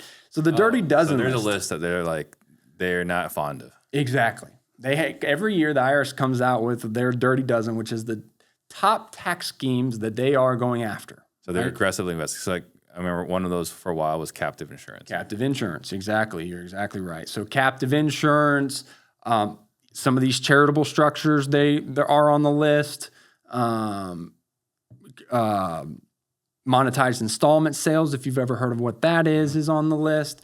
And captive insurance, or captive insurance is on the list, and then your conservation easements are on the list. And so with every single tax strategy that's on that list, what you have to understand about that tax strategy is the IRS has not said that tax strategy is not allowed to be done. They're not saying it's against the law. What they're saying is that there are people taking advantage of the strategy beyond what the IRS is going to allow you to take advantage of. And because of that, it's going to be a high audit risk. Yeah, it's a red flag for them. Red flag, right? And by the way, they not only is it a red flag, but if it's on the dirty dozen list and you participate in that red flag, you get to raise your hand and send a letter in with your tax return saying, hey, I'm doing this, just FYI, right? And that's not the thing you necessarily want to do, but there are people that do it because the transactions can be legitimate that are on the dirty dozen list. Now, you want to make sure if you're doing something that's on the dirty dozen list, number one, you're taking a lot of risk and you're taking that risk. As a taxpayer, this is something that everybody listening must be very clear on. And you told me not to pound on the table, so I'm not going to do it. Must be very clear on. You sign your tax return. Note that you're the signer. The buck stops with you. If something's on that tax return that is illegal, that wasn't right, that was against the law, any of those kind of things, it's on you. You're the signer. So you have to be it's very, very important that you understand what you're getting into, the risks, the rewards, the downsides. And I always tell people, listen, if you can't write a check to get the IRS to go away, don't get sideways with the IRS. Yeah. Right? And so what does that mean? That means don't take risk, right? If you're somebody that, hey, you've made your first dollar and now you've got a tax bill, but you don't have a whole lot of cash and you're not sure what you're going to do, going and doing aggressive tax strategies is not the thing, because guess what's going to happen? You get audited, they go against you, you don't have the ability to pay. Now maybe you got up to that expansion phase that we talked about earlier. Now you get dumped back in the hustle phase because you got a huge IRS bill that you got to make up for. Now you're back grinding again, right? We don't want that. And so you asked about the conservation easement. I took you around a long circle there, but ultimately the conservation easement, the monetized installment sale, all of these things are tax strategies that the IRS doesn't like, but there are legitimate ways of doing them. A conservation easement, I actually love the strategy if it's done a certain way. Here's a way you could do it. If you own the land, right? So what the IRS doesn't like is what they're going to call a syndicated conservation easement, which means you pay me money, I go secure the land, and then I give you the deduction, right? IRS doesn't like that. So, but if you own a piece of land and then you put a conservation easement on that piece of land, there's no issue. As long as you do it legitimately and you do the whole process. But it was the the whole point of that law was to allow for the government to, in essence, seize land that needed conservation. And you can donate that land. You know, they got to actually want it. They can't just donate whatever you can't donate your backyard to the government, right? But if you have conservation land and you got something to give, you may be able to donate it. A lot of times you still get access to it, right? And so you may be able to donate it, take a deduction, take a charitable deduction, and still, kind of have access to it, knowing that the government kind of has the easement on it at that point. Got it. Let's see. I wrote down a couple other things too. So a couple of big ones that you hear a lot more about on YouTube is the Augusta exception. Yep. And paying your kids. Yep. So you want to touch on those real quick? Yeah. So the Augusta rule, I've gone a lot of areas. We do the Augusta rule. I go back and forth on this one because most of the time it's actually not done correctly, right? And so most people kind of, I hate to say it, but fake the Augusta rule deductions. Our Maverick friends. None of our Maverick friends would do. Okay, good. But if they were to do it, it's an easy one to kind of fake, if you will, right? So the Augusta rule basically says, hey, you can rent out any of your personal residence. So if I own my own personal, if I own a secondary resident, whatever, I can rent it out to myself for 14 days or to anybody, not just yourself. It doesn't have to be yourself. The benefit is if you do it to yourself. We can talk about that. But to anybody for 14 days, tax-free. So you get 14 days worth of income. You don't pay any taxes on that. Well, the reason why you rent it to yourself or your business is because you take the deduction on the business, but you don't take the income as the individual. So you get, let's say, it was $500 for you to rent out your house for the day. You get to take $500 out of your business, but you don't have to pay taxes on it. That's the benefit. Well, what I think happens is in our program, we show you how to document it so that we don't have to deal with it being faked, if you will. But what I think happens a lot is the Augusta rule is like, okay, well, I rented out my house for 14 days to myself. And so at the end of the year, I'm going to make an entry on my books to say it cost me roughly $14,000 is $1,000 a day, right? There's no comparables. There's no real research in it, right? And so that's one that I've gone back and forth on. If it's done legitimately, I love it. I love it. I think it's a great deduction. I see it a lot with coming up more and more with like instead of used to be people would rent out their office, like their home as like their office space. Well, if you do a comparable for an office space in your location, it's not very comparable, right? It might be a $500 comparable, so it's not a huge deduction that you get. But now you start thinking about, okay, well, what's it cost to rent a podcast studio for a day? Well, what if you need to what if you have a podcast studio at your house and you need to rent it out for the day? Yeah. Right? That's a much more expensive day rental. So maybe that's $1,000, $2,000, much larger deduction. Yeah. So there's things like that we look at in the Augusta rule to help increase the deduction and depending on what they're doing. Kids, you asked about kids. I love the kids too.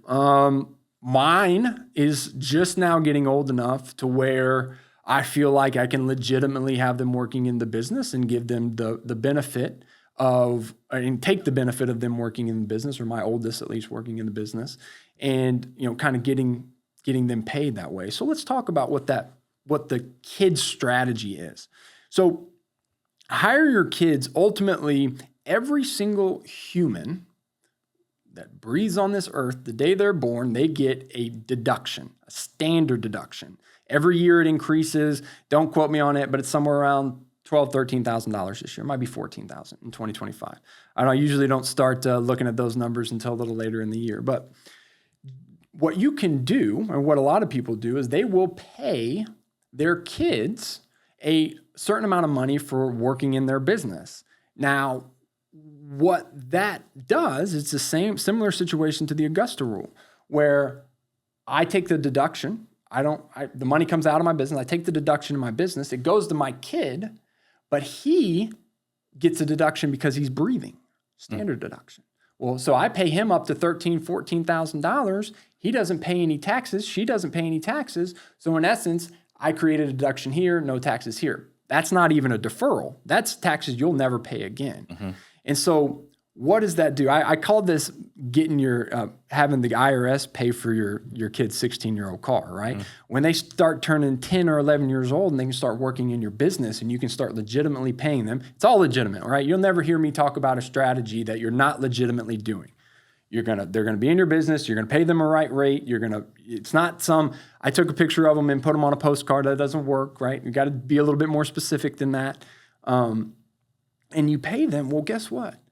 Over 4 or 5 years of paying them $10,000, $11,000, $12,000 a year, you've been deducting it. That's in their piggy bank. No 10-year-old needs $10,000, $11,000 a year. There's your 16-year-old new car, right? And your business paid for it. They got a deduction for it. Yeah. Your kid gets to go buy their own car with their own hard work that you've allowed them and showed them the effort that they've put in to doing that. And you've gotten a great benefit. There's some other things that we do with that, with like your kid can contribute to a Roth IRA now because they have earned income. And so now you can start saving for their retirement forever. And that's income that's never, ever going to be taxed. It can grow tax-free. There's just a lot of really cool things you can do with it if you legitimately employ your children. And I encourage all of my clients that once their kids are 10, 11, 12 years old, to start getting them in the business and start having them work because it's going to teach them life lessons. Get them into doing the books. Yeah, maybe you don't want your kids understanding the financials of what you're making and what you're not making. Don't show them everything. Maybe you can just give them one set of books to help them do the bookkeeping honors, help them code some transactions in your books. Have them do some of the things that, you and I have been talking about AI all day. Have them do some of the things that you're training an AI bot to do. Don't have AI bot do it. Have your kid do it and pay them to do it. It's family. You don't need an AI bot stealing your kid's job, right? Like, don't have those little tasks that, maybe the office cleaning. Who's doing the office cleaning? Somebody's got to take out the trash. You don't need the office manager to do that. Have your kid come in and get the office cleaned up. All those things are going to teach them valuable life lessons, but also it's going to give you a huge tax deduction. And quite honestly, I don't know which one's more important. I have my opinion on it, but yeah. And then the other thing before we get back on track is I have a pet peeve of mine. Oh, I love it. I've got friends whose accountants tell them, "Hey, you have a major tax problem this year. Go buy a car." Yeah. How do you feel about that one? Well, as long as the car is a Ferrari or a Lambo, I'm good with. No, I'm kidding. As long as you legitimately need a car, that's great. But the IRS is pretty clear. If it's a personal use vehicle, it's not a deduction. And so if you go out and you're buying a car that is going to be a sweet Yukon, right, for the wife to drive to get the kids to soccer, that's not a tax deduction. Yeah, it's not. Well, for me, it's not about like tricking the IRS. That you do whatever you want to do. For me, it's the fact that $100,000 left your bank account. Your net worth went down so you could save taxes. Yeah. Right? So like, the way I always try to explain to, our younger entrepreneur friends is like, you can buy everything with a 30% coupon. That's the benefit of being business. Approximately a 30% coupon if you're doing well. Yeah. Right? But make no mistake. Money's leaving your bank account. 100%. Your net worth is going down.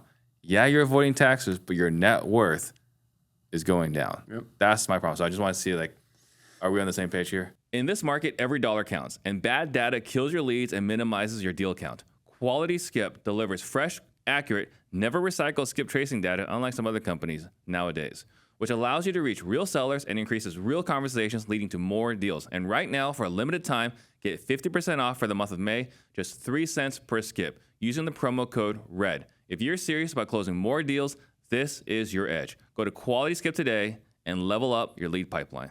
No, you're 100%. The counter argument that I don't agree with, but I'll give you the counter, is that most of the time you're going to put down 10% on your vehicle, right? So you're going to go buy a $100,000 vehicle, you're going to put $10,000 down, and you're going to pay interest and principal over the next, I don't know, they let you finance them for 50 years, it seems like anymore, but you get a $10,000 cash out, but then you get this massive full deduction because it's not based on the cash, it's based on what the actual purchase price is. Sure. So that's where the CPA is making the argument of, hey, you can shell out 10, you can save 30 for this year. It makes a lot of sense. But what you don't talk about, and this is why we talk about Hey, we're not talking about 25. We're talking about 25, 26, 27, 28. Well, what happens if you got to sell that vehicle? Well, guess what? You're going to recognize 100% income on that vehicle now. What happens if you don't need a vehicle? Well, I mean, you get to the end of the year, you don't just need a vehicle, not need a vehicle on the 31st of the year, right? So why did you need the vehicle now? And so my counter argument is vehicles aren't the answer. Equipment is the answer. So if you're somebody that is in business and you want to take deductions for things that are going to generate you income in the future. That vehicle is going to reduce in value. Machinery is going to reduce in value. The difference between the two is the machinery will provide income. The vehicle, any vehicle can get you place to place generally, right?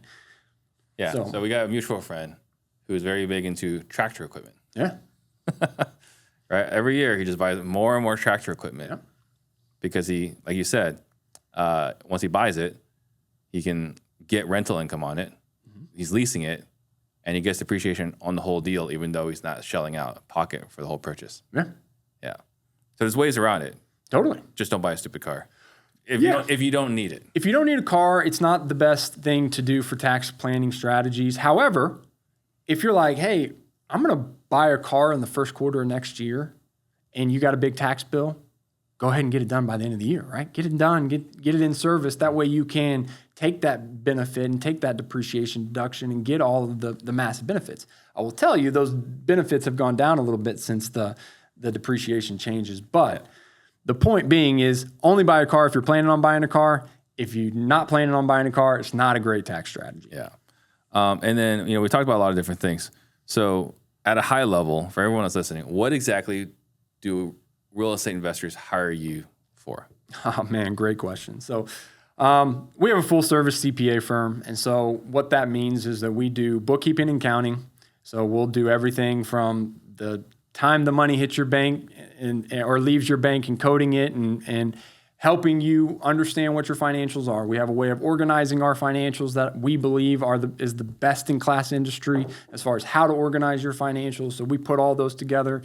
And then, for others, we go through and we do tax planning, we do tax strategy. We have our entire tax strategy process that we go through that, hammers through the entity structure, that hammers through the entrepreneur strategies, and then ultimately creates that custom strategy to where we're creating that whole process with you. And then we're keeping that up with you year over year and adjusting it and changing it as your life changes, because your life's going to change, right? You're going to have another kid. You might get divorced. You might get married. You might buy a house. You might sell a house. All of these things happen and change, so that we got to keep communicating throughout the years. And that's the tax planning and tax strategy side. We also do tax prep. I will tell you, we believe tax prep is a byproduct. We never just do tax preparation. That's one of the things I almost look at it as kind of the blacklist, right? Like if we only do tax preparation for you, all we did was enter numbers into a form and submit it. That's not value. And so what we don't do is just tax prep. We always add tax prep with tax strategy as a byproduct of what we've done for you through the year. And then lastly is our fractional CFO services, where we come in, where bookkeeping and accounting is hindsight. What did we do? Fractional CFO services is what are we going to do? What's the forecast looks like? What's the cash flow of the business look like over the next 30, 60, 90 days? We tap into people's CRMs. We look at their business models to see, hey, how many leads are you have coming in? How many acquisitions do you have coming in? What's your backout rate? These are things that I don't talk to a lot of other CPAs, but they're not talking about these that I can tell, right? Yeah. We're looking at it, especially from the fractional CFO level, of more than just, I almost look at that as business coaching, right? It's more than just taking your numbers and telling you, oh, you made $30,000 this month. It's, hey, you made $30,000 this month. That was on budget, off budget. And then based on your CRM, it looks like you have this many things going on. This is where I forecast your next 3 months, right? And that's what the CFO side of the business does. And so we do that for real estate entrepreneurs across the country. At one point in time, we're in 44 different states. I don't know if that's still the case or not. We may be a little less now, but We do it across the country, and our staff's across the country, right? Actually, across the world. But we've got about 36, 35 staff across the country, and we get after it every day. That's what we do. I mean, one of my favorite things about working with you is that there's a lot of context in that. It's like, hey, here's what we're thinking about. Here's what we're doing. Hey, here's what we're running into. You've seen that. Yeah. You've seen this movie before. You've seen this movie multiple times. Yeah. So where I'm coming in is like, hey, here's what we're dealing with. I'm unsure. I'm thinking about this. This might happen. That might happen. You already know what's going to happen. Yeah. Right. So for me, that's such an incredible value add for everything that you do. Well, I think it's the reason why we made the decision. So accounting, you go a couple different ways. You can go location, right? So a lot of accounting firms are location specific. And then you can go niche specific. When I was coming up through accounting in a time that was maybe different than any other accountants that are 20 years superior to me, right? Technology changed so fast, which allowed us to work across the world, which allowed us to, instead of niching in a location, we were able to niche in an industry. Yeah. And so that's what has given us the competitive edge, is that everything that, real estate is hard. Why is real estate so hard? Because everything you do in real estate, like every real estate business is different. You got one real estate business that is, acquiring properties and selling them on owner finance, and you've got another real estate entity that's having multifamily properties. You got another one that's wholesaling. You got another one that's wholesaling and fixing and flipping. All of those have different treatments, right? And so if you don't understand the treatment, and you've got just kind of the local CPA doing it that maybe does a couple, no idea how that works, does a couple real estate clients locally, they're not seeing it all. And if they do see it, maybe it takes them a lot longer to figure out the right answer and get to the right answer. They'll probably get to the right answer, but maybe they've got to spend an extra 3, 4, 5 hours researching it to get to the right answer. And maybe they're willing, or maybe they're not willing to do that.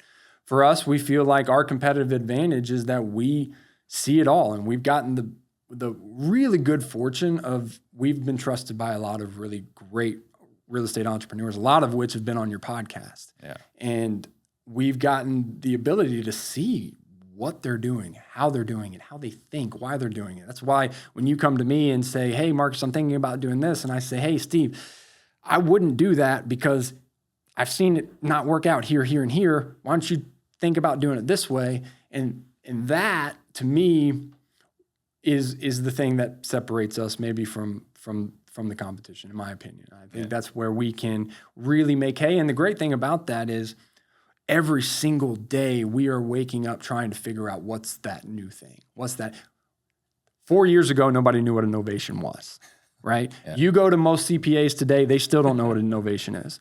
We knew what a novation was before it was even a thing, because we knew Eric. Right. And we knew what the principle behind that was. So we knew how to account for a novation before it even became mainstream. Yeah. Right. And that's a small piece of the puzzle, but that's just a great example of how the industry continues to change. I mean, 10 years ago, everybody was doing short sales. It's a whole different process too. Yeah. It's got to be accounted for differently. So over time, we feel like, because of our experience, because of what we've seen, and we've pretty much seen it all at this case, and when we don't, we're kind of the forefront of getting to see the new transactions, seeing how they're working. You're seeing all these workarounds of wholesaling that people are having to do. And now we're seeing how those transactions need to be changed in the books. And so, I think that's really a great opportunity for us and a great benefit for us. And that's why we want to continue to work with the real estate industry specifically, because I think that's where we can continue to gain that knowledge. Yeah. So just to summarize, right? So the accountant inside of Collective Genius, the accountant that I think probably about half of our guests on the show. We've worked with a lot of them. It was fun going through as I was going through. I'm like, oh, there's so many of them that are on here. Yeah. And then also my tax person, right? So honored to have you on the show. Honored to be here. So if you're wondering who to use, like, you got some impressive people on your list. So wrapping up here, what would you do if money was no object? Oh, man. Well, I'll give you two answers to this. So I really like going to the lake. I really enjoy getting on a boat. So if money was no object, I'm going to be spending more time around water, not an ocean. I'm a lake person.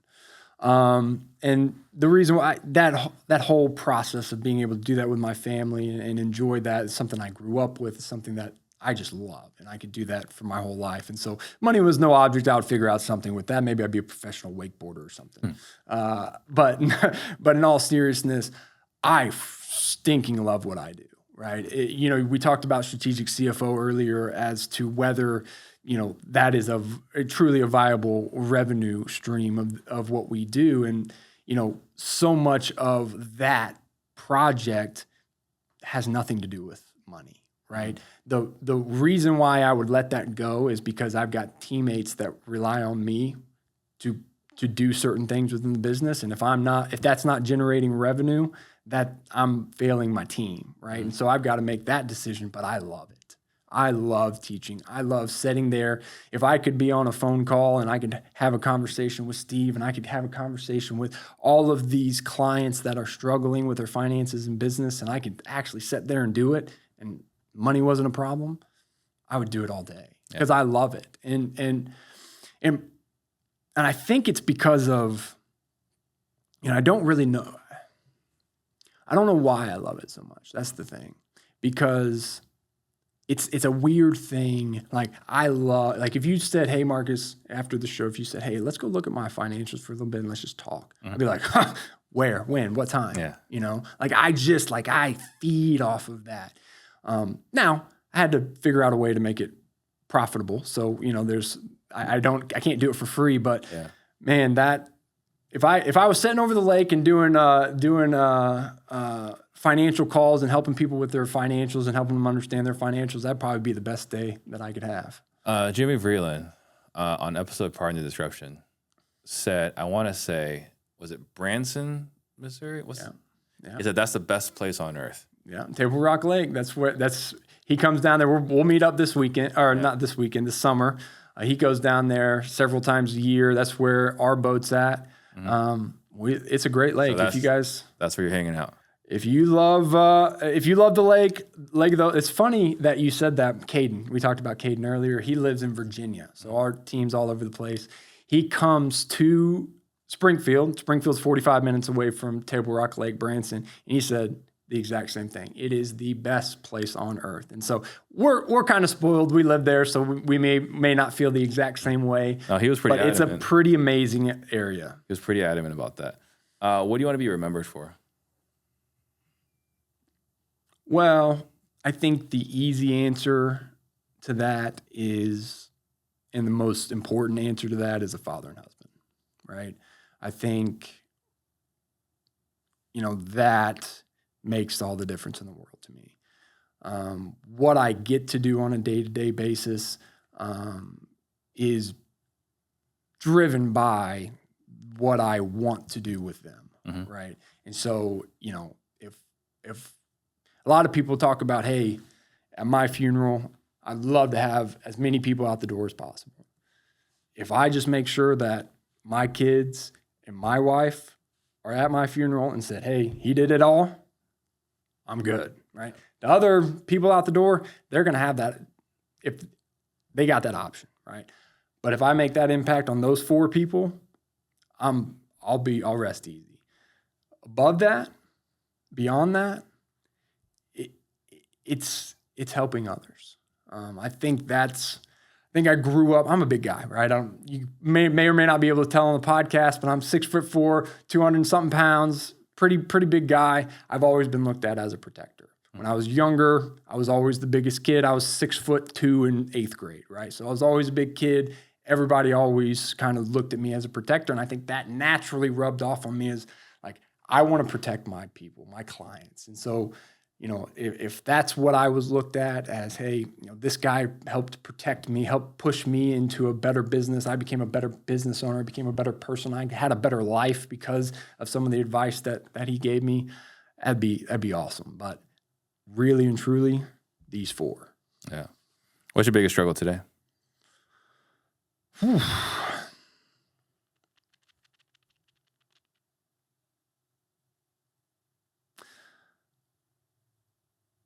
Time is the biggest struggle. You got 24 hours in a day. Everybody's got the 24 hours in a day. It's how you prioritize that time. And so there's so many things that I go to bed and I wish I had gotten done for the day. And I think that's probably that maverick personality, right? That's that maverick coming back out. But I think my biggest struggle is just simply, I don't feel like there's enough time in the day to get it all done. And so, I put a lot of focus on trying to be productive, right? We talk about that in our team. How do we be productive? How do we be efficient? How do we get the most out of our days so that ultimately we feel like we win, right? We don't feel like we don't have regrets. And so that's one of the things that I'm working on, is really being able to lay my head down at night, knowing that, hey, the hours that I got today, I made the most of them and I won for the day. What are you doing to improve your productivity? I think it's the simple stuff. I don't think it's complicated, right? You can go to the Darren Hardys, you can go to a lot of these places and get a process for improving productivity, but it really comes down to making lists and following a list. What I like to do is I like to make a list at the beginning of the week of everything that I want to get done. And then I like to take that list and I like to break it up every day. And not only do I do that, but on that list, if I've got, hey, I'm going to review this tax return, I'm going to put how much time it's going to take me. Because if I'm going to have an 8-hour day, or if I'm planning on having an 8-hour day, I want to know what that 8 hours looks like. Yeah. And so I might start it's not uncommon for me to start my morning at 5 o'clock in the morning, and it'll start. Okay, I'm going to do this. I'm going to do this. I'm going to do this. I'm going to do this. And, you'll find out that, hey, this project only actually took me 15 minutes, but this one took me an hour and a half. And so you get to the end of your day and you're like, okay, what's left? What didn't I get done? Oh man, I got 3 hours worth of work. I got to move over to the next day. Do I need to wake up earlier? Or, hey, maybe I got some stuff in for the day and I only got 5 hours of work tomorrow. I'm going to go get a round of golf in, right? And so I like doing that. That helps kind of keep me centered. It kind of helps keep me focused. But I will tell you, I get to the end of my day a lot, and it's not always complete. So I got to get better at that. Yeah, I've joked that one day I'll get caught up. Sure. One day. Yeah, and then you'll be dead. Yeah, exactly. What is your superpower? Oh, I hope it's financial communication. I hope that I am very good at communicating people's financial position. And so I think it is. I think that's my superpower. It's the feedback I get. That's what I hope it is, right? That's what I've centered my whole business around for sure. Yeah, that makes sense. What would you say is your biggest failure? Ooh, man. So we talked earlier about that your business is a car, right? And your sales is the engine, but then you have all the other pieces. And then one of the pieces is leadership, right? I don't think, and I think I still struggle with this. As a leader, I think that's where I come up short. I think that's the spot where I consistently say, hey, I need to find a better way to improve that. And the reason why I say that that's the biggest failure, and it's not a point in time, it's just an overtime, is because my inability to effectively lead, whether it's at home or in the business, has a bigger impact on other people than it does me. And so me not leading very well, it doesn't really affect my day. Doesn't really right? change your life. Not for the day, right? Yeah. Long term, yeah, I don't, maybe an employee quits, maybe my wife gets mad at me, those things. But like in the moment, being a bad leader is not obvious, right? And so, over time, you start to see where you were a bad leader and you're like, I can't believe I did that. I can't believe I said that. I can't believe I approached that situation that incorrectly, or I can't believe I read that situation so incorrectly. And so I would say, and I would say for any business owner, like once you kind of get past that hustle and secure phase, that expansion phase is all about being a leader. And it is And it's about managing those people and making having the right conversations at the right time. And it's hard. And I can probably tell you, if you ask me this question in 10 years from now, I might give you the same answer, because I don't think there is a stoppage of getting better at being a leader. No. And so. Yeah, it's probably the single most valuable skill in any organization. Sure. What book have you gifted more than any other? Well, the book I talk about, we brought it up earlier, right? The Ultimate Blueprint for an Insanely Successful Business. It's a long title. The Ultimate Blueprint for an Insanely Successful Business by Keith Cunningham. It's probably his least known book of all of his books. I don't even think it's on audiobook. If it is, it's recent. No, when I looked, I had to buy it. Yeah. And it's phenomenal. It talks about, it is legitimately gives you your financial understanding. I've told people before, he wrote a book that I wish I would have wrote. It's an excellent book, and he's got some really, really good information. And you'll be a better business owner by reading it, no doubt. It is crazy. Like, no one talks about that book. I only read that book because I read The Road Less Stupid. And it's like, man, I really love this book. See what else he has. And I picked that up. I was like, wow, this book's really good too. Yeah. But no one talks about it. Nobody talks about finance is not. It's kind of like the strategic CFO, right? That Ultimate Blueprint for an Insanely Successful Business. You notice that he didn't put anything about finance in it, but it is his most finance-driven book, and it still collects dust, right? And I think it is hard, right? And he does talk about some concepts that are a little complicated in the book, but I think he does such an eloquent job of explaining them that I think, I'm coming at it from an accountant, so it was really easy for me to understand. But I do, the people that are entrepreneurs that aren't accountants, that aren't necessarily finance experts, have read it and have really understood it and taken a lot of the pieces from it. And I read it probably once a year just to refresh myself, because I take stuff from it differently every time. It's an amazing book. I want you to think about something you want to leave listeners with. Guys, if you got value from this episode, make sure you subscribe. We got even more disruptors coming on who will break down the exact moves they made to win. What are the last thoughts you want to leave all the listeners with? Yeah, I think it's very simple. If you want to get better results, you got to make better decisions. Being a good decision maker is the driver of your successful business, and being a bad decision maker is what is the detriment. And so if you want to be good at making decisions, I think you need to understand all of the parts of your business. Yes, sales. Yes, leadership. Yes, HR, yes, operations, and yes, finance. I think you got to have all those things, and you put them all together, and you have that full aired up tire. You don't have that flat tire, if you will. It allows you to make the best decisions, and you will get the best results. Perfect. How can someone connect with you? Yeah, so beckcfo.com. I would love for you guys to reach out to us there. If you guys have any questions or you guys need anything, you can always find me on Facebook. I'm always trying to cause some trouble on Facebook. I post quite a bit on Facebook, so join me. I'm always giving content out there that is relevant. If I'm posting something, it is because I'm literally in somebody's financials, and that is an issue or something that's popping up in the business that I'm seeing, and I'm like, hey, FYI, don't do this, right? Sometimes people argue with me about it, but it's hard to argue with what I'm looking at. So, perfect. Thank you so much. Appreciate you. Thank you guys for watching. I'll see you guys next time. Shout out to Steve Trang.